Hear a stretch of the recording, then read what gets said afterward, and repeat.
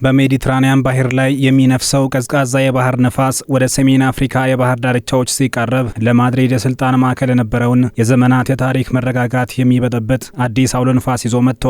የስፔን ግዛት የሆኑትና በሞሮኮ መሬት ላይ በደሴትነት ተከበው የሚገኙት የሴኡታና ሜሊያ ከተሞች በቅርቡ ከተጋረጠባቸው የበረታ የስደተኞች ማዕበል ባሻገር ስልታዊ የጂኦፖለቲካዊ ፍልሚያና የሉዓላዊነት ሽኩቻ ማዕከል ሆነዋል።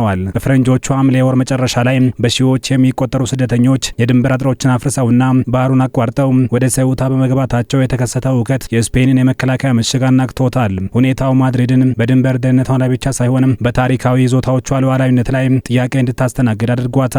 ይህ ሁኔታ ለረጅም ዘመናት ተኝቶ የነበረውን የታሪክ እሳተ ገሞራ በመቀስቀስ በራባትና በማድሪድ መካከል የቆየውን ባለቤትነት የመጠየቅ ፍላጎት ዳግም እንዲያንሰራራ አድርጎታል። አውሮፓና አፍሪካ የሚገናኙባቸው የሰላም መስመር ተደርገው የሚወሰዱት እነዚህ ግዛቶች አሁን በታላላቅ የዓለም ኃይሎች የፖለቲካ ዳንኪራ፣ በወታደራዊ ስጋቶችና በስደተኞች ሰቆቃ መካከል ተወጥረው ይገኛሉ። በሰሜን አፍሪካ የባህር ጫፍ ላይ የሚገኙት እነዚህ ሁለት የድንበር አጥር ምሽጎች በቀጣይ ዓመታት የአውሮፓና የአፍሪካ ግንኙነት ወዴት እንደሚያመራ የሚወስኑ አበይት መድረኮች ሆነዋል። በፈረንጆቹ ሐምሌ 30ና 31 2026 ባሉት ሁለት ቀናት ውስጥ ብቻ ከ72000 በላይ ስደተኞች ወደ ሴኡታ ግዛት ለመግባት ያደረጉት ሙከራ የድንበር አጥሮችን በጣጥሷል። የስፔን የሀገር ውስጥ ጉዳይ ሚኒስትር ፈርናንዶ ግራንዴ ማርላስካ እንዳረጋገጡት ከነዚህ ውስጥ ወደ 70,000 የሚጠጉት በአስቸኳይ ወደ ሞሮኮ እንዲመለሱ የተደረጉ ቢሆንም በድንበር በኩል የተከሰተው አሳዛኝ ሁኔታ ግን በታሪክ ሰነድ ላይ በደም የተጻፈ ጠባሳ ጥሎ አልፏል። በዚህ አሰቃቂ የድንበር መሻገር ሙከራ በስፔን በኩል 75 ሰዎች ለሞት ሲዳረጉ፣ በሞሮኮ በኩል ደግሞ የ11 ሰዎች ሕይወት ማለፉ ተረጋግጧል። በሴኡታ የባህር ዳርቻዎች ላይ የተኙት መጠለያና ምግብ አጥተው ለምግብ እርዳታ የተሰለፉትና የጥገኝነት ጥያቄ ባነሮችን ያነሱት ወጣቶች ምስል የዓለምን ትኩረት ስቧል። ይህ አጣዳፊ የሰው ልጅ ሰቆቃ በአውሮፓ ሕብረት አባላት ዘንድ ትልቅ ድንጋጤን ፈጥሯል። የጣሊያናው ጠቅላይ ሚኒስትር ጆርጂያ ሜሎኒ ክስተቱን ከቁጥጥር ውጭ የሆነ ህገወጥ ስደትና የአውሮፓ ደህንነት ስጋት ሲሉ የገለጹት ሲሆን ጣሊያን ከስፔን ጋር ያላትን የሼንገን ነጻ የሰዎች እንቅስቃሴ ስምምነት በጊዜያዊነት ማገዳቸው ይታወቃል። ፊንላንድ፣ ዴንማርክና ቼክ ሪፐብሊክ የጣሊያንን ስጋት በመጋራት የስፔን የሼንገን አባልነት በጊዜያዊነት እንዲታገድ እስከ መጠየቅ ደርሰዋል። ይሁን እንጂ የአውሮፓ ህብረት የሀገር ውስጥ ጉዳይ ሚኒስትሮች ባደረጉት አስቸኳይ ስብሰባ የስፔንን ፈጣን ምላሽ በማድነቅ ለአደጋው መቋቋሚያ የሚሆን የ25 ሚሊዮን ዩሮ ድጋፍ ለመስጠት ወስነዋል። የህብረቱ ኮሚሽነር ማግኑስ ብሩነር እንደገለጹት ይህ ክስተት የአውሮፓን የድንበር ጥንካሬ የፈተነና አህጉሪቱ በጽናትና በስኬት ያለፈችው ትልቅ ፈተና ነው ብለዋል። ሞሮኮ እንደ አውሮፓውያኑ የዘመን ቀመር በ1956 ከፈረንሳይ ቅኝ ግዛት ነጻ ከወጣችበት ጊዜ አንስቶ ሴኡታና ሜሊያ በስፔን የተያዙ የግዛቶች አካላት ናቸው በሚል በቋሚነት ስትሞግት ቆይታለች። የስፔን ንጉሠ ነገሥት ግዛት ቅሪት የሆኑት እነዚህ ሁለት ከተሞች ከ1497 እና ከ1668 ጀምሮ በማድሪድ ስር የሚተዳደሩ ቢሆንም በራባት በኩል ግን የራሷ ግዛት ተፈጥሯዊ አካል እንደሆኑ ተደርገው ይወሰዳሉ። ተንታኞች እንደሚሉት ዋናው ጥያቄ እነዚህ ከተሞች ወደ ተፈጥሯዊ አካላቸው ወደ ሞሮኮ ይመለሳሉ ወይ የሚለው ሳይሆን ሂደቱ ምን ያህል ጊዜ ይወስዳል፣ እስከዚያውስ ምን ያህል ሰብአዊ ውድመት ይደርሳል የሚለው ነው። ለበርካታ ስፔናውያን የሞሮኮ የግዛት ጥያቄ የንድፈ ሀሳብ ብቻ አይደለም፣ ይልቁንም የታሪክ ትዝታን የሚያነቃቃ እውነተኛ ስጋት እንደሆነም ተንታኞች ይናገራሉ።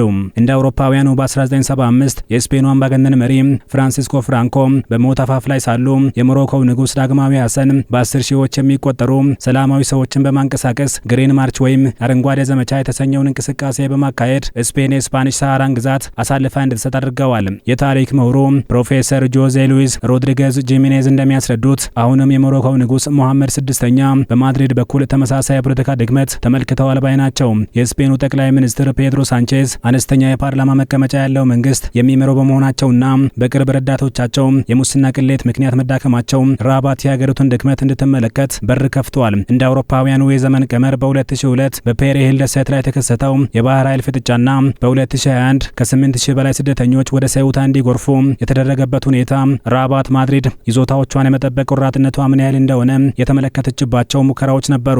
ሮድሪጌዝ ጂሜኔዝ አክለው ሲናገሩ ባለፈው ሳምንት የተከሰተው ሁኔታ የወደፊቱ የወረራ ልምምድ ነው፣ ራባትም የማድሪድን አቅም ማጣት በጥብቅ አስተውላለች ብለዋል። የስፔንን ስጋት ይበልጥ ከፍ ያደረገው የሞሮኮ የግዛት ጥያቄ ከራባት ባሻገር በዓለም አቀፍ መድረክ ላይ ድጋፍ ማግኘት መጀመሩ ነው። በቅርቡ በአሜሪካ የኮንግረስ አባል በማሪዮ ዲያዝ ባላርት የተዘጋጀው ሪፖርት ሴኡታና ሜሊያ በሞሮኮ ግዛት ውስጥ የሚገኙና በስፔን የሚተዳደሩ ሲል የገለጻቸው ሲሆን የወደፊት ሁኔታቸውን በተመለከተ የዲፕሎማሲያዊ ድርድር አስፈላጊነትን ጠቁሟል። ዲያዝ ባላርት በሪፖርታቸው እንዳከሉት ሪፖርቱ ዋና የፖለቲካ ለውጥ ለማምጣት ታስቦ የተካሄደ አለመሆኑን የውጭ ጉዳይ ሚኒስትሩ ማርኮ ሩቢዮ ሁለቱ ወገኖች በጉዳዩ ላይ መነጋገራቸውን እንዲከታተሉ ለማድረግ ብቻ የተደረገ ነው ቢሉ ሲሉም የራባትን ድምጽ በዋሽንግተን መድረክ ላይ ማስተጋባታቸው የሁለቱን ሀገራት መቀራረብ ያሳያል ተብሏል። ይህ አቋም ከፈረንጆቹ 2020 ጀምሮ በፕሬዝዳንት ትራምፕ መንግስትና በራባት መካከል ከተፈጠረው አዲስ ወዳጅነት ጋር የተያያዘ ነው። ዋሽንግተን ሞሮኮ ከእስራኤል ጋር ያላትን ግንኙነት እንድታስተካክል በሚል የምዕራባዊ ሰሃራን የሞሮኮ ሉዓላዊነት እውቅና ሰጥታለች። ከዚህም ባሻገር በቅርቡ ስደተኞቹ ወደ ሰውታ ባመሩበት ወቅት በራባት የሚገኘው የዋሽንግተን ኤምባሲ መግለጫ ይህንን እውቅና ዳግም አጽንቶታል። ሞሮኮም ለዚህ ውለታ ምላሽ ለመስጠት አንድ ትልቅ ጎዳና በትራምፕ ስም ሰይማለች። በሌላ በኩል የስፔኑ ጠቅላይ ሚኒስትር ፔድሮ ሳንቼዝ በጋዛና በኢራን ዙሪያ ከዋሽንግተንና ከቴል አቪቭ ጋር በያዙት ተቃራኒ አቋም ምክንያት የስፔን ዓለም አቀፍ ወዳጆች ቁጥር እንዲቀንስ አድርጎታል። በዚሁ ምክንያት የተባበሩት መንግስታት ድርጅት የእስራኤል አምባሳደር ዳኒ ዳኖን በኤክስ ገጻቸው ላይ ባሰፈሩት መልእክት ስፔን ለሰዎች ትምህርት ከመስጠቷ አስቀድማ አሁንም በአፍሪካ ቅኝ ግዛቶችን ለምን ይዛ እንደቀረበች ለዓለም ብታስረዳ ይቻላል ሲሉ የስፔንን በሰውታና ሜሊያ የመቆየት መብት ተችተውታል። ምንም እንኳን የእስራኤል ዲፕሎማቶች ይህ ሀገሪቱ ይፋዊ አቋም አይደለም ቢሉም መልእክቱ በማድሪድ ላይ የተደቀነውን ዲፕሎማሲያዊ ጫና ሳይቷል ተብሏል። በእነዚህ ጫናዎች ምክንያት የማድሪድ መንግስት የሉዓላዊነቱን ጥያቄ የማስከበር ጠንካራ አቋሙን አንጸባርቋል። የስፔን መከላከያ ሚኒስትር ማርጋሪታ ሮብሌስ በሰጡት መግለጫ ሰውታና ሜሊያ የሚነኩ አይደሉም፣ የስፔን ግዛት አንድነትና ሉዓላዊነት ለድርድር የሚቀርብ አለመሆኑን ሁሉም ሰው በግልጽ ሊገነዘበው ይገባል ሲሉ ጠንካራ መልእክት አስተላልፈዋል። ሆኖም ግን ማድሪድ አሁንም በትልቅ ስጋት ውስጥ ትገኛለች።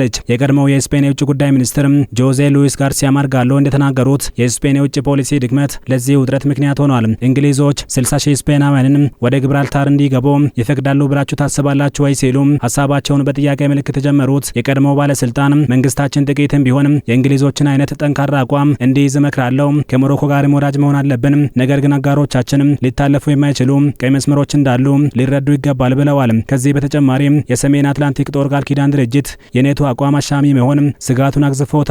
እንደ አውሮፓውያኑ የዘመን ቀመር በ2022 የቀድሞው የኔቶ ዋና ጸሐፊ ጄንስ ስቶልተንበርግ እነዚህ ከተሞች በህብረቱ ጥበቃ ስር እንዲሆኑ ቢናገሩም አሁን ግን በትራምፕ መንግስት ስር የኔቶ የጋራ መከላከያ ውል ለሰውታና ሜሊያ ዋስትና እንደሚሆን እርግጠኛ መሆን አይቻልም። የኔቶ ባለስልጣናት በግምታዊ ሁኔታዎች ላይ አስተያየት አንሰጥም ማለታቸው ጥበቃው በዲፕሎማሲያዊ ውሳኔ ላይ የተንጠለጠለ መሆኑን ያሳያል። በሰውታና ሜሊያ ዙሪያ የተደቀነው አደጋ ከስደተኞች ቁጥር በላይ የሆነ የታሪክ ቅርስ፣ የዲፕሎማሲያዊ ብልሃትና የዓለም አቀፍ ኃይሎች ፍልሚያ ውጤት ነው ሲሉ ተንታኞች ይናገራሉ።